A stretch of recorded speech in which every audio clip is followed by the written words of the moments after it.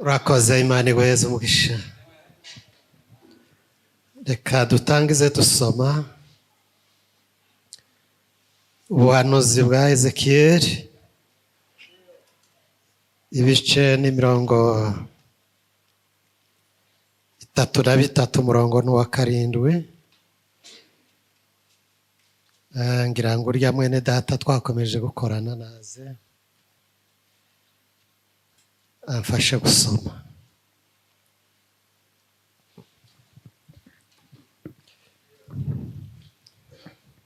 Ubuhanuzi bwa Ezekiyeli ibice 33 umurongo wa 7. Haravuze ngo nuko rero mwana w'umuntu nagushuriyeho kuba umurinzi w'umuryango wa Isirayeli, nuko wumva ijambo riva ku kanwa kanje ubanyihanangirize. Amen. Subiramo. Haravuze ngo nuko rero mwana w'umuntu nagushiriyeho kuba umurinzi w'umuryango wa Isirayeli, nuko wumva ijambo riva mu kanwa kanje ubanyihanangirize. Amen. Nehemiya ibice 4 umurongo wa 8 tugeze ku 9.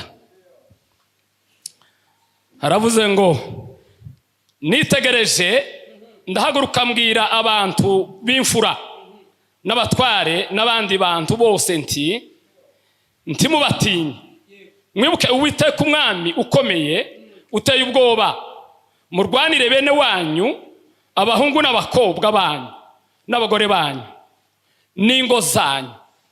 Nuko abanzi bacu bumva ko byamenyekanye muri twe, kandi yuko Imana yahinduye ubusa imigambi yabo, maze twese dusubira ku nkike, umuntu wese asubira ku murimo we. Amen. Sawa, urakoze Imana igumugisha.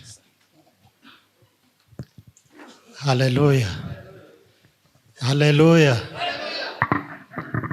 Dushima Imana yongeye kutubonera umugoroba mwiza wo guterana kw'abera, duteranijwe no kuramya Imana no kuyisenga no kuza kumva icivugana natwe. Imana yaduhaye iki cyumweru ndishirwe hejuru. Bwana asifiwe. Bundi tubashimira nyine kuko mudahwema kutwiyegereza, natwe ntiduhema kubateza amashimwe no kubifuriza umugisha w'Imana kubw'iyo kaze yanyu. None gani muyakire. Bwana asifiwe. Dushimira n'abadutekereje bakadutumira, Imana ikabisohoza. Imana yahuje ibyo byose ni ibihimbarizwe.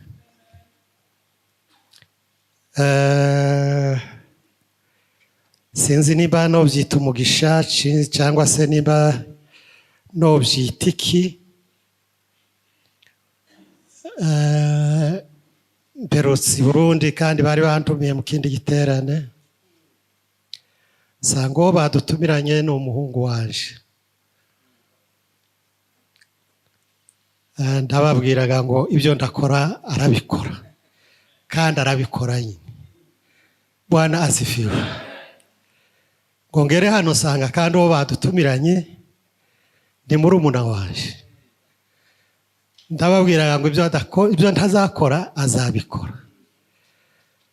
Yambwiye ko afite imyaka hafi 58, je nkaba mfite 70 irimo amezi ashira asigaje gusa uku kwezi ngo ninjire mu 71. Tumubona ko hari intera. Bwana asifiwe. Imyaka yaje ntinemerera kurengeza ukuguru ngo bibe bigikunze, ariko narabikundaga. Nigeze no kubisaba Imana, nazaga mbyina izinka kera kiri umwana mutoya, bakangabira inkoko n'ihene. Nari umuhanga kubyina cyane, ariko za senti ngo zize mbayinapti, ariko nja kubisengera Imana ngo Mana umpeze kujana n'ijana za senti. Imana irabimpeza. Bwana asifiwe. naratambye kumwaye ubona karahanyuze. Bwana asifiwe. Ariko nyine uko imyaka ihaye igenda niko nyine ibintu bihaye bimfana, ariko nkumva mu mutima ndabikuze. Bwana asifiwe. Bwana asifiwe. Ngize imyaka 5 hariya Uvira sa n'umudisipo, kuko itsinda nayoboraga ry'amasengesho ryaratatanye, nisanga Uvira nje nyine, undi akabinyangeza, undi akabibukavu, uwari Bukavu yimukira Imbarara. Urumva bene ibyo ngibyo twaza akiri Bukavu n'inyangezi twazaga tugira igihe cy'amezi 3 tugatumirana tugahura tugasenga. Bwana asifiwe. None dusigaye turi nka babiri w'inyangezi naje w'Ubuvira, ibyo turi kubikora kugira ngo turebe kuko yini iminsi yogumba ikagenda. Haleluya. Ibintu byama bisa naho bidushizemo. Ku mwaka uyu n'umwaka ugiye kuba wa 2 kibuza wa 3, mbwira Imana ngo Mana ntiwankomorera ivuga butumwa. Kumva kagatima twari dufite tukiri kumwe n'abacu kakagomba kakaza kandi ntabishoboye. Sinzi Igiswahili n'ikinyamurenge kizakinanira kuvuga, ariko agatima kagakubita. Umunsi umwe namagenge iminsi 3 mbaye mbisaba Imana, byama bifunguka. Dore none ko narenga imipaka. Bwana asifiwe. Nimba ndi hano nabisabye Imana. Haleluya. Haleluya. Natinye kwanga kandi narabisabye Imana ngo ibinkomorere. Ibimpaye ndavuga ngo reka nemere. Ariko nje kuza haba ikibazo, mwaracuvishije, ariko nyine turi kumwe n'umudamu gusa mu nzu.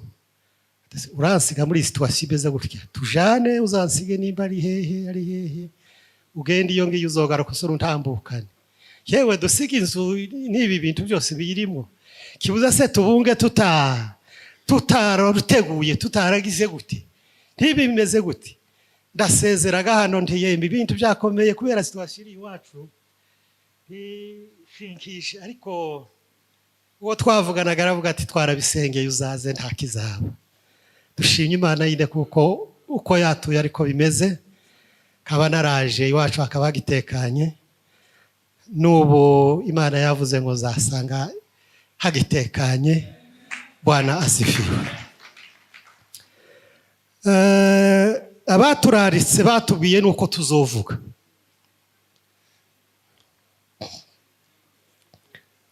Nimwumva ibyo tuvuze nibyo batubwiye ngo tubivuge. Byo kugwa nabi si ibyo twagenye, si ibyo twatekereje. Haleluya.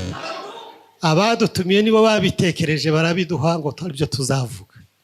None ga nubwo ntabivuga nk'uko byenda bo babyifuza, byenda ni capacity yanje nyine ingana uko ngana, ariko ndagerageza kuvugwa uko batubwiye ngo tuvuge. Natekereje ko tuvuga wa murinzi ni nyakuri harya.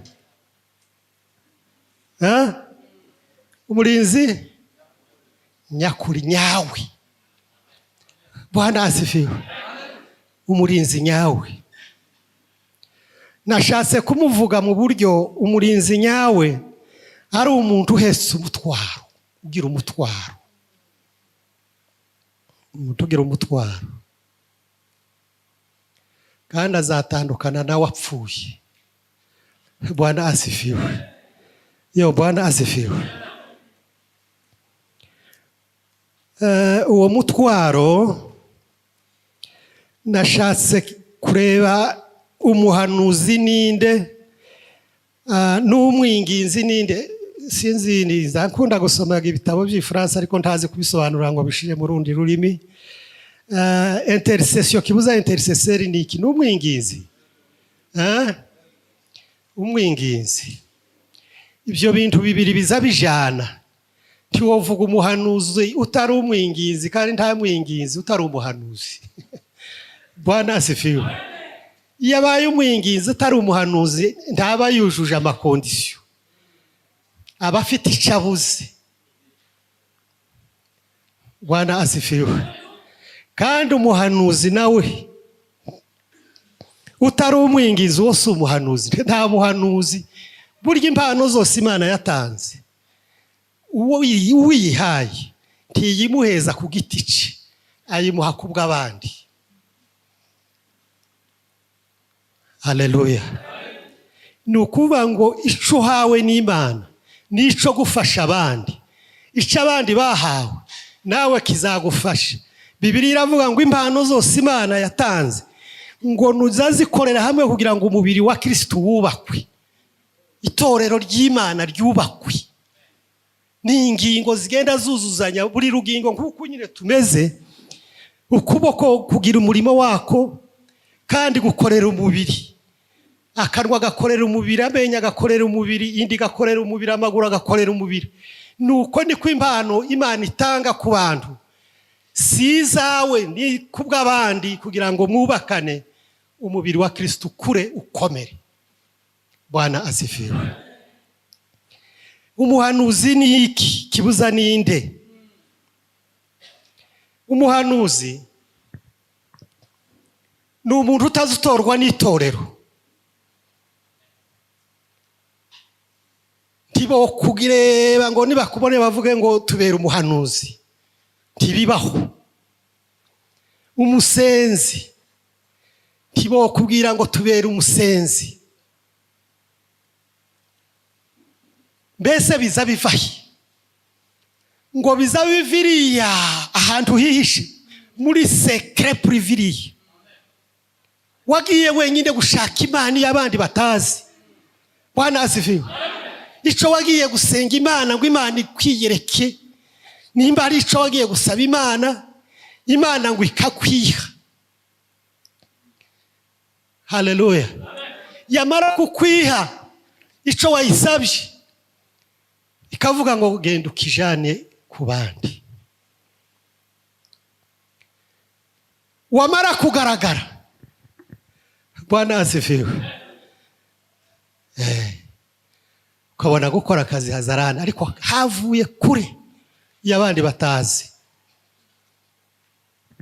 Nta muntu wo kuempoze, nta muntu wo gusengera ngo ube umuhanuzi. Nubwo yaba umuhanuzi ntiyagusengera ngo ube umuhanuzi, ahubwo yo guhanurira kuzaba we. Haleluya. Ukarinda igihe cy'Imana yagenye, Imana ikazuza bwa buhanuzi bwaguhanuriye kuko uzaba umuhanuzi. Ko niko bizabimera. Ntazasukwaho amavuta. Imana yonyine ngo uwo ni umwanya w'Imana gusa.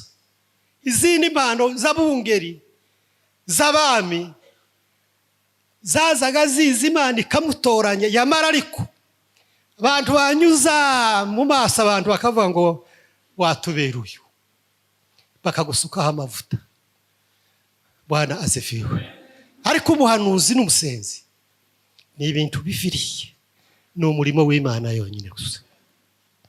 Haleluya. Yo, haleluya. Bibiliya yatubwiye ngo, ibwira Ezekiyeli yabwiye ngo nagushiriyeho kuba umurinzi wa Isirayeli.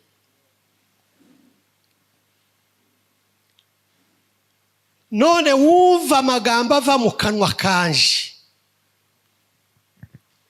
uyagire gute? Uyabanshikirize, uyabanihanangirize. Ni ukuvuga ngo akanwa n'ak'Imana, mesaje ni y'Imana, ashira abisirayeli ngo akaza kuyavuga kwa niaba ya Mungu. Ni ukuvuga ngo aje kuvugira Imana ibyo yamutumye, ntavuga ibye, avuga icyo yahawe. Yakivuga kikabagwa nabi, siwe wagitekereje.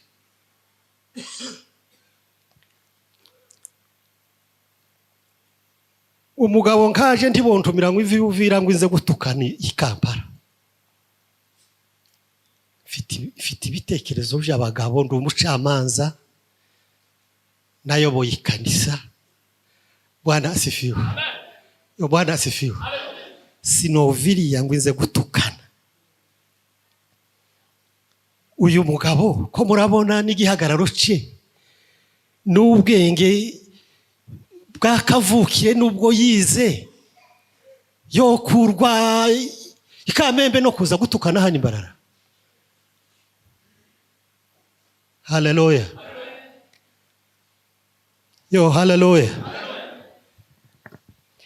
Ntabwo tube twaje kuvuga ibiteye isoni tutabihawe ngo tubivuge.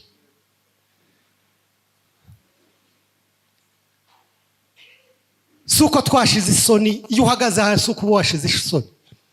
Aba bantu bose ni abakwe banje, n'abishwa banje. Babwire gute? Ni ba data bukwe, ni ba mabukwe, ni bande, ni bandi. Ko murabona kuko mfite ibitekerezo byo kuvuga ibitavugwa mbere yabo ngabo.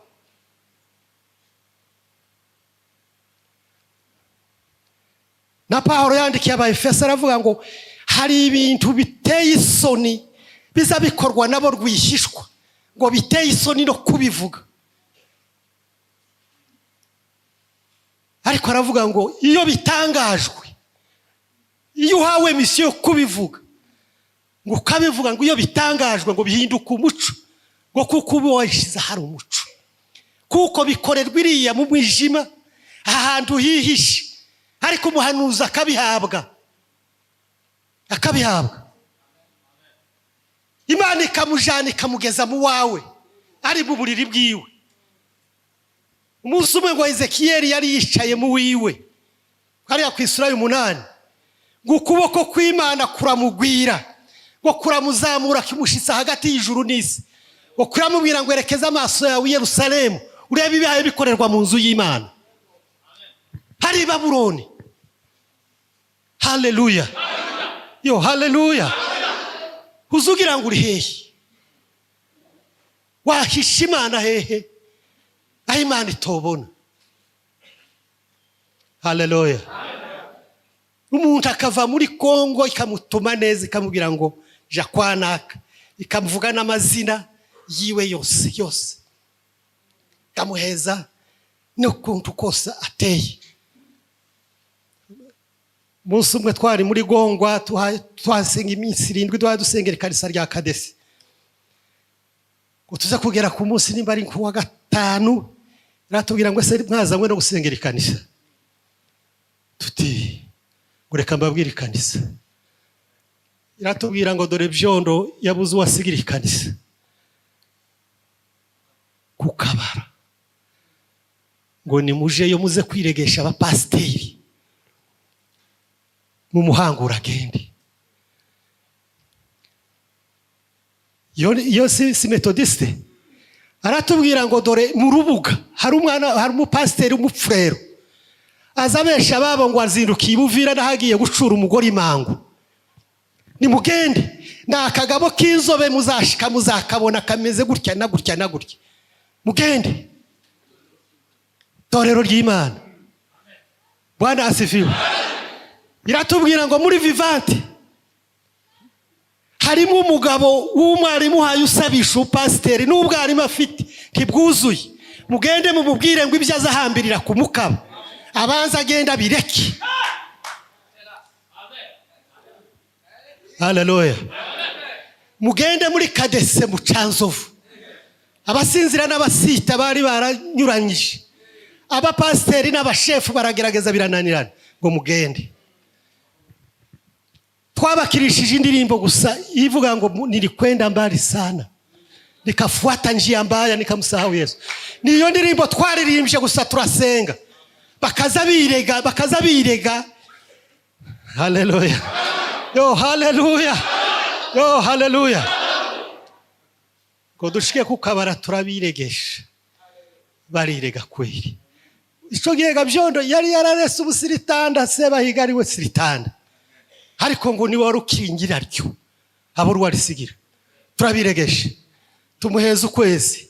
Hari mu kwezi kwa karindwi ku munsi umwe turamubwira ngo tuguhaye ukwezi utumira butarasezera bazaze bagasezerana. Le 30 byo ndaragenda. Bwana asifiwe. Yo Bwana asifiwe. Yo haleluya. Babwire guti. Ubwo nari mfite umwana urwaye najanye igiye yitaje kurwara. Uwanje ntiyakira umusepake baza badupingaho mu rubibi. Kandi bari basanga iyi ndwara ariko hakiriwe mu rubibi wo musepake. Uwanje ntiyakira. Imana ni souverain ikora ibyo ishatse. Bwana azeviwe. Nuko niko bimeze.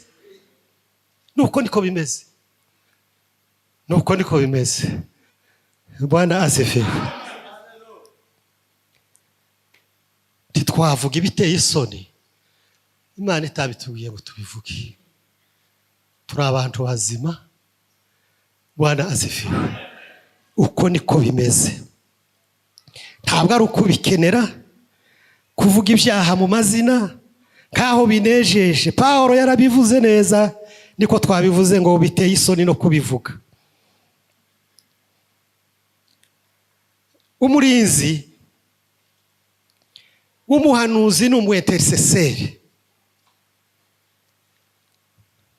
Ijambo rya mbere ni umuntu uhishurirwa. Ni umuntu uvugana n'Imana agahishurirwa ikintu icarico. Ngo agahabwa ururimi rwo kuza kukivuga. Kibuza ngo akabanza akagira amatwi yumva, akagira n'akanwa ko kuja kukivuga. Ngo kibwira abantu. Ko ndiko bimeze.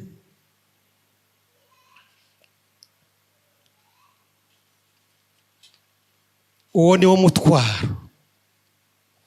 Imana ibwira Ezekiel aramubwira ngo genda uhanurire Israeli kugiza umurinzi wabo.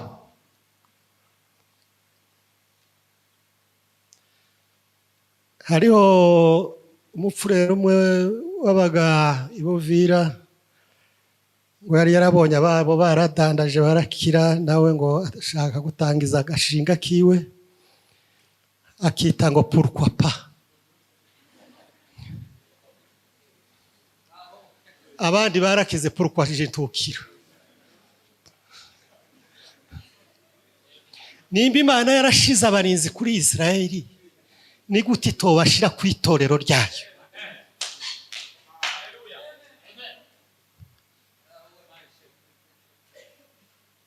Imana itorero ryayo ntiyarireka. Itorero ngo ni Israeli spirituel. Imana yarikuye muri Ibrahimu iravuga ngo imahanga yose ngo azaherwa umugisha muri wewe. Uyu mugisha turimo wo mu itorero twawokomoye kuri Ibrahimu.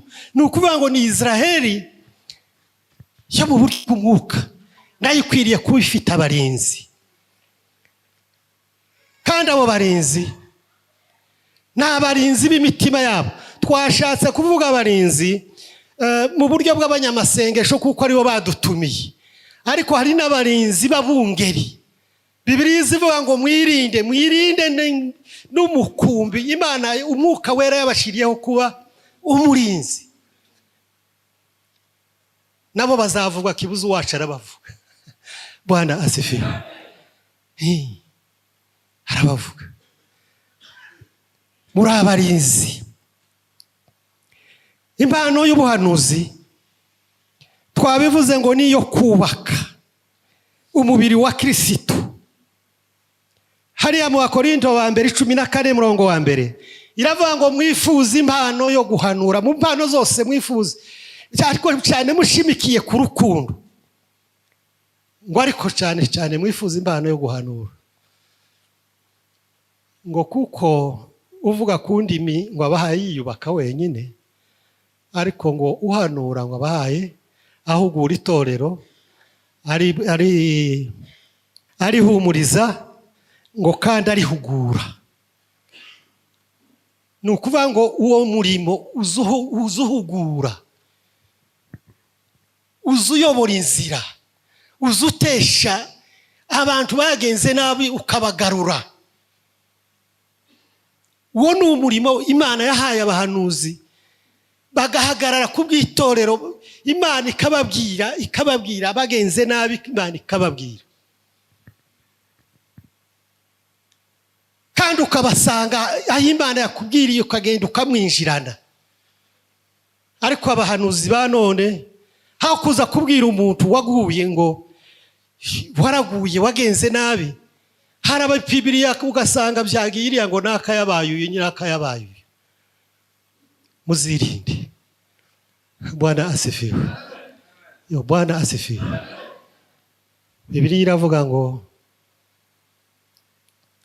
twese turi n'abarinzi, usibye ko hari umwe wabyihakanye.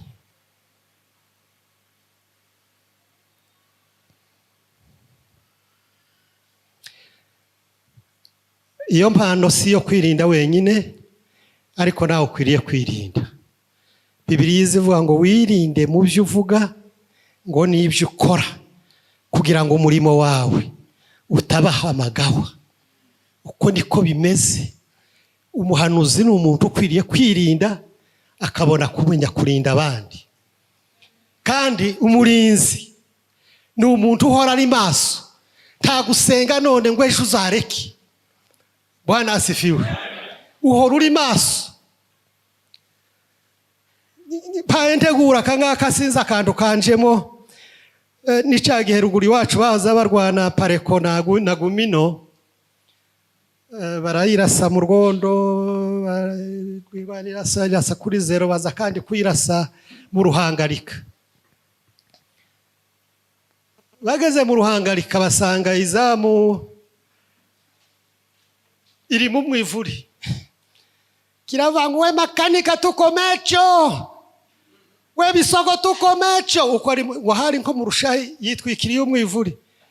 Bare mu gasore ngo yamagenda aramufata. Ukomecho we. Yewe Bwana asifiwe. Bamuhaye kurangiza kure. Yitwikiriye umwivuri. Akavuga ngo ikomecho. Ikomecho. Bamufata muzima. Bwana asifiwe. Bwana asifiwe. Nuko umurinzi ni umuntu uhabwa ijisho, kandi ni umuntu uraharengeye ngo arebe kure aho abandi badashobora kubona. Abandi bose baraha mu imbere, ariko iwe ari hariya. Hari iminara y'abarinzi ngo bazaga bayishira hafi n'amarembo, ariko iminara ngo y'ubuhungiro bazaga bayijaniriya muri angre iriya. Cyayegerezaga hariya kuko bazi ngo niho mwisibaniro. Bwana asifiwe. Ubundi ngo bazaga bunganirwa n'abantu barinze imiryango, abakumirizi bari ku miryango ikinze cyane, ikashirwaho n'imihembezo myinshi, ariko ngo hakaba abakumirizi biki bo kwirinda kuko hatavu umuntu ahangaha ngo apfe gusohoka kiolera. Bazaga ngo basohoka hakeye, uri hejuru yababwiye ati ibintu n'amahoro, ni mukingurira abantu baje mu mirima kibuza baje ahantu. Bwana asifiwe. Bwana asifiwe. Nuko saya aba bakumirizi ni bande? Haleluya.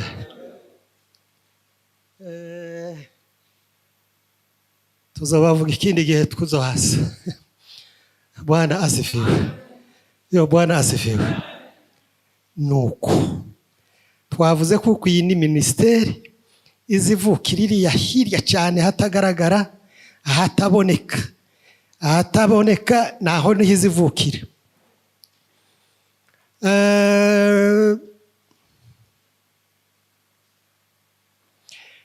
Izamu ngo ntiziryama keretse atsimbuwe. Ni ukuvuga ngo izamu yahoraga igihe cyose, hoba amanywa, hoba ijoro, hoba mu mahoro, hoba mu mutekano muke, uburinzi ntibuza buhagarara. Bwana asifiwe. Niyo mpamvu nta gihe cyo kwiyara, aduye aracyahari. zanumva abasirikare bavuga ngo n'igicucu ngo ntibaza bacizera igicucu cabo ntibaza bacizera. Bwana asifiwe. Kibo kwizera ngo hari amahoro. Hari umugabo umwe w'umusirikare barambwiye ngo yazagageze saa 8 ngo akabyuka ngo akama yambara igihe cyose hoba mu mahoro. Saa 8 akambara ikirato agahunywesha ihuza akanywesha abatani baye akicara bwamara guca bakabona kuryama. Uwo ni umurinzi nyakuri. Aza amasaha umwanzi azira. Bwana asifiwe. Nuko niko n'umurinzi azamera. Uwo ni umuhanuzi cyangwa n'umu intercesseur. Uwo nguwo aba maso igihe cyose kandi akambara kuko abafite umutwaro, abafite abantu ahayarinda. Bibiliya yatubwiye ngo Nehemiya arababwira ngo amaze kwitegereza, amaze kuvuga, bamaze kumubwira ukuntu Sanibalati yiyunze ndetse ngo noneho na Tobiya biyunze ngo n'abaharabo n'abo muri Asidodi Abafilistiya, ngo abanzi kibuza abayuda bari hanze baza kubabwira bati ibintu byakomeye, igitero cagwiriye, bapanuwe gukoza kubatera. Nawe ngo araza yegera abantu bati ntimubatinye, mwibuke Imana yacu. Bwana asifiwe. Yaturwaniriye muri Egiputa ikadukuza y'amaboko menshi. Sinzi munsi nababwiye na gatatu, nababwiye ngo nta kindi gihugu cagiraga ibigirwamana byinshi nka Egiputa. Ariko ngo ibyo bigirwamana ngo Imana ya Isirayeli ngo izica n'imfura zabo zose z'abantu n'izinyamaswa zose z'amatungo zose ngo kandi zihari. Ingabo zibakurikiye iziroha mu nyanja itukura kandi bafite ibigirwamana. Ngo baravuga ngo iyo Mana yakoze biriya timutinyira cyari kumwe natwe izaturwanirira. Bwana asifiwe. Nimuhaguruke mufate intwaro zose, abamacumu, abimiheto, abinkota, murwanire bene wanyu, murwanire abana banyu b'abahungu n'ab'abakobwa, murwanire abagore banyu, murwanire ingo zanyu. Nuwo niwo mutwaro abasenzi bagira, uwo niwo mutwaro abahanuzi bagira, nuguhara abapfukamye basengera ingo zacu, basengera abana bacu, basengera amatorero, basengera igihugu. Bwana asifiwe.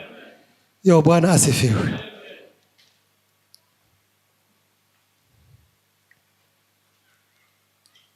Kandi ngo iyo baza gusenga ngo basenga amasengesho y'uburyo bwose. Igifaransa kiza kishaka kubicamo nka gatatu, kikavuga ngo musenge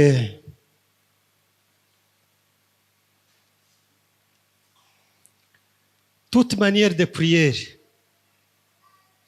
tout type de prière, toutes sortes de prières.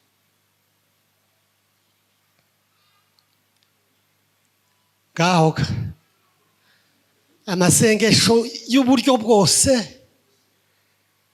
type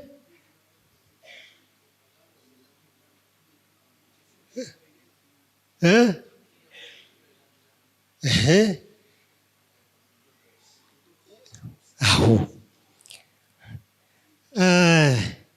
hari umugabo wabitanzeho urugero, aravuga ngo hari ministeri ya siporo na loisir.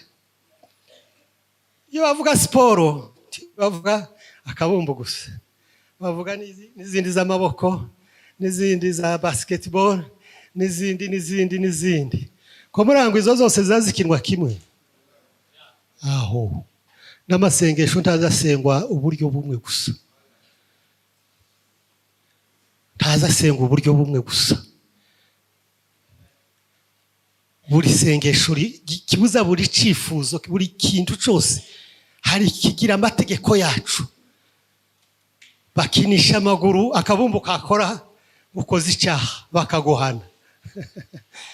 Ico ntazi nimba ari basket nimba nabo ikaza kagwa ku kuguru bakamuhana.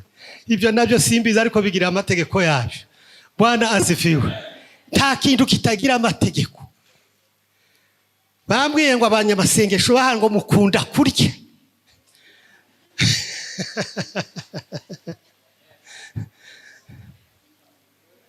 Nimba mukunda kurya utaragira iminsi 7 utarya.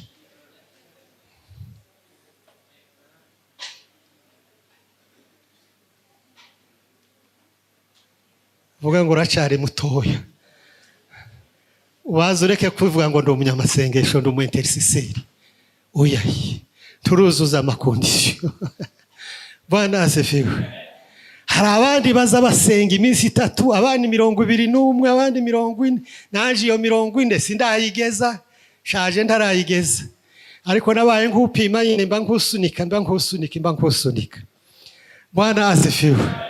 Yo, Bwana asifiwe. Nuko twari tugeze mu rwego, hari abakuru bacu bari baza badusunikira ngo mu rwego rw'abanyamasengesho ba Afurika. Nayasenzi ibihetangabo nka 2 tubifashijwemo na representa werutse kwitaba Imana Samson, aduhuza n'abandi basenga bavuye muri Afurika y'Epfo n'ahandi. Imana yari yaravuze ngo dusengere ibihugu biriya bituriye Lake Tanganyika.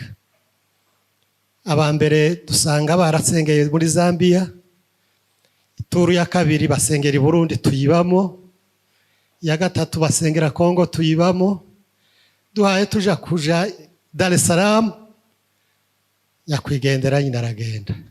Uwo ni wari amaguru yacu nuko urwego rwa Afurika ruhagarariye aho. Twazaga duhura kugira ngo dusengere igihugu, bakatubwira histoire, bakavuga ngo ninduzi histoire ya Kongo, uko Kongo yavutse n'ababakolonije nuko bagenze n'aba president bose uko bagiye basimburana ikuntu kose, ko niko duhaye twandika.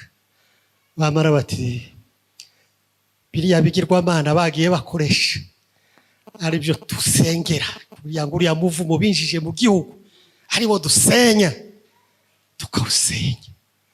Bwana asifiwe. Bwana asifiwe. Tukawusenya.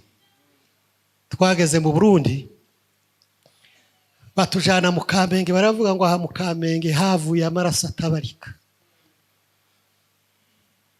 muhaderivure. Turahaderivure. Batujana i Muramvya, baravuga ngo niho ubwami bwatangiriye, ngo hazaga buri mwaka ngo bakazana nk'ifamiye yanje, bakavuga ngo ibaye igitambo c'inka z'ubwami. Jewe n'abana banje bose inka z'ubwami zikatunyura hejuru zikamena amaraso yabo ngabo, bakavuga ngo ico ni igitambo c'inka zabo. Batekereza imyaka yose ubwami bwamaze ahi Muramvya, ico kintu cakorwaga buri mwaka. Ati inzira karengane zaguya, uwo ni umuvumo winjiye mu Burundi, ni mu uderivure. Turasenga tugasenga, baratujani ahantu, baratubwira ngo hahahambwa abanyabwenge b'abahutu bose muri aka kabande b'Igitega bose, bahatera ubwatsi bene ubwinka. Bati none leta ntiratwemerera ngo tuhubaka umunara tuzura amagufwa tuhagire ceremony imeze neza. Ariko uko imodoka zigeza hari nk'ahantu mukuzi hagira urya, ati buri mwaka hazaba accident kazibiri 3 4. Nta mwaka wo bahanga hatabaye accident kubera amaraso y'inzira karengane yaguya. Turahaderivura. Ubwami buvuye i Muramvya buje Igitega, bati birya byakorewe i Muramvya byaje gukorerwa hano. Turasaba turabikora, turamanuka, turagenda. Baravuga bati mukinani je sinageze, bari batugabuye baravuga ngo mu bwiza ngo niho bazaba ngo bibira abana bose b'abarundi bacuruza bajya bazabajana ngo naha mu bwiza niho bazabajana. Ngo uwo mwuka wo kwiba abana muwukureho, tuba abantu mu bwiza. Hari ikintu ngo bubatse candadaye, nimba ari urwibutso rw'iwe hariya muri kapitale, ngo umunsi yushitse wo kwibuka ngo hazapfa abantu,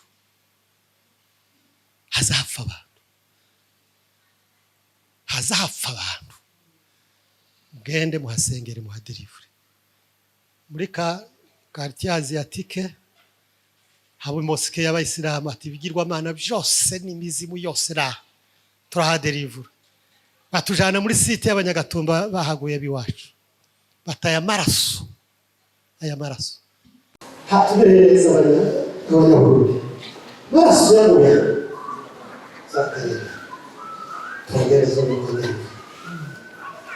Turakuga turasiga mana uyu muvugo wishe mu Burundi ukure zana umugisha w'abantu kuko abasengesho tuti epriye n'ayandi bakavuga ngo hari abantu baguruje, hari abantu babuze ibyaha. Uriya ni ibintu byavuye iriya iyo basogokuru bagiye baharika bakagira abagore benshi, bigera ku bana babo bakabura abana kugira ngo babone uko nabo baharika. Kandi arabakizi bizakugusha ariko haleluya.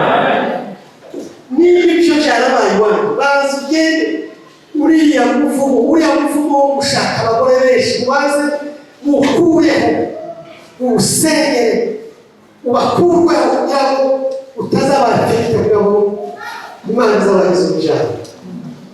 Bwana asifiwe. Bwana asifiwe. Kandi ibyo bizabikurikirana no gusabana n'umwuka wo gusabana. Iyo basoma kubashatse abagore benshi wowe ugashaka uwo mwuka urakwafekite ukagenda ushaka abandi bagore biriye, ukananirwa gukuwawe ariko nanone ukagenda ushaka abandi bagore biriye. Uwo ni umwuka uva ku gisekuruza kuri baso. Haleluya. Abanyamasengesho bakwiriye kugira ubwenge, bakomora mu mwuka wera, bakamenya uko basenga. Uwo ni umutwaro ukomeye Imana yabahaye kugira ngo muderivure abantu. Bwana asifiwe. Bwana asifiwe. Bagira umutwaro ushobora kubajana mu rupfu bagahaba ubugingo bwabo ku bw'abene bose.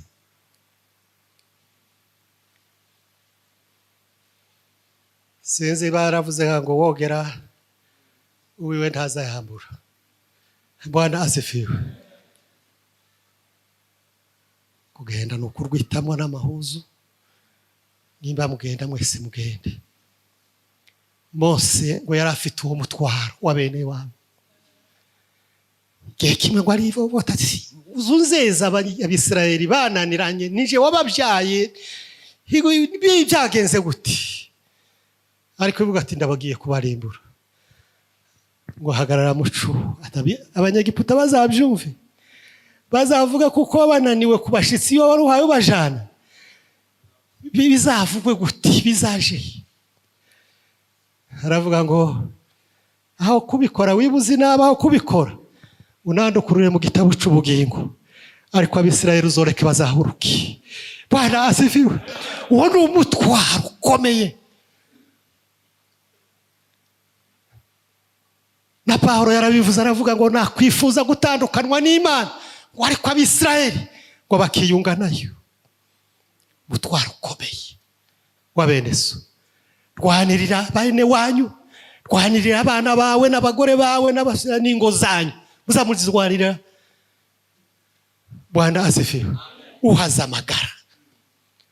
Esther yaravuze ngo haleluya. Esiteri yaravuze ngo mugira iminsi 3 mwiyiriza ubusa mu nsengeri, nyuma yayo nziyahura.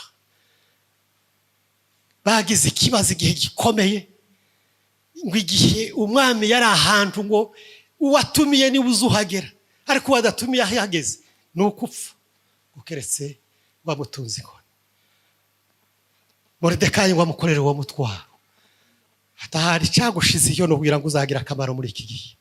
Cyatumye uhabwa impano tuko waruruta abandi. Bwana asifiwe. Ni ukugira ngo uzagira akamaro muri iki gihe, usengera abandi, ubikorere imitwaro. Minsi 3 ngishize waragenda yiteguye no gupfa, ariko washikiye kuko bari basenze Imana, batungwa inkoni, agirirwa ubuntu.